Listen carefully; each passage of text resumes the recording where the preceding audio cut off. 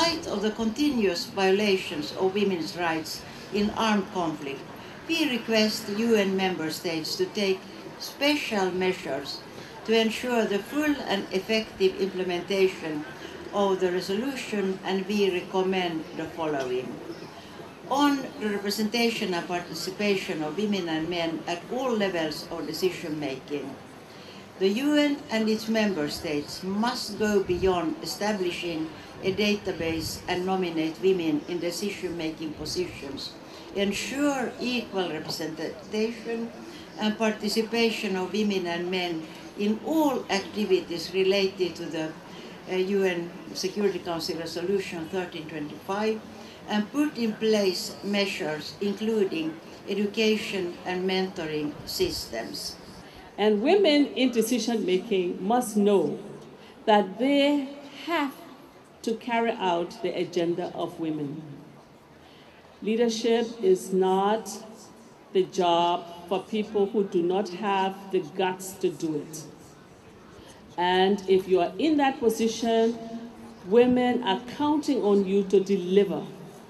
Women are counting on you to deliver because we have problems that are a matter of life and death. Women are being killed. Women are being raped.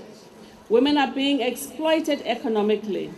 And we do not have the time to waste and not ensure that our agenda is on the table. 1325, yes we can. 1325 will lift Liberia. 1325 will lift Africa. 1325 will lift the world. Yes, we can.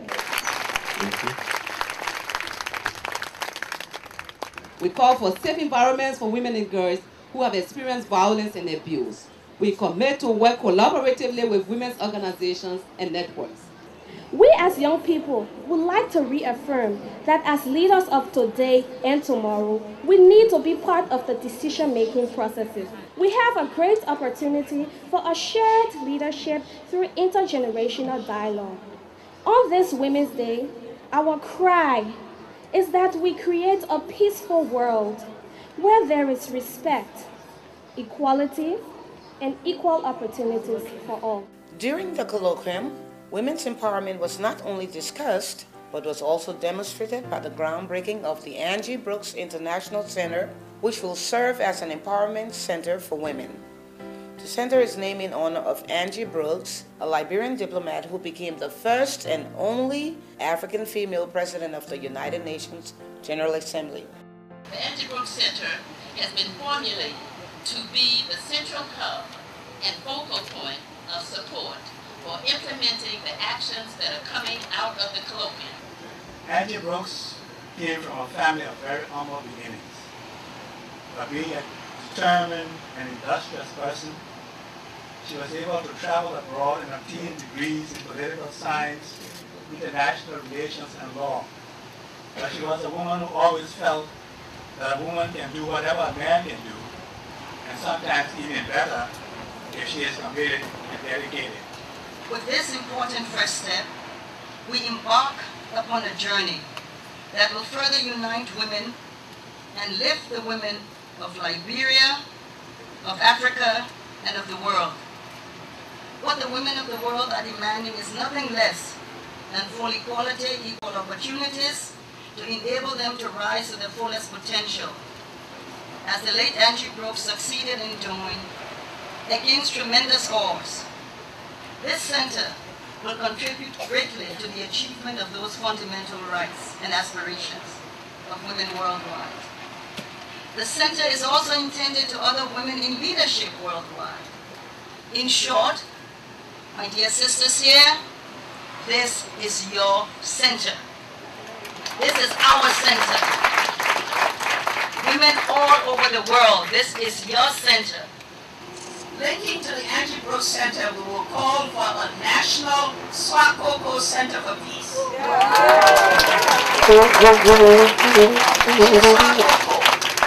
Swakoko was the one who bravely fought back in our rural areas able to fight off the invaders and the intruders to maintain her land. She served as the inspiration for Angie Brooks, and Angie Brooks served as the inspiration for me.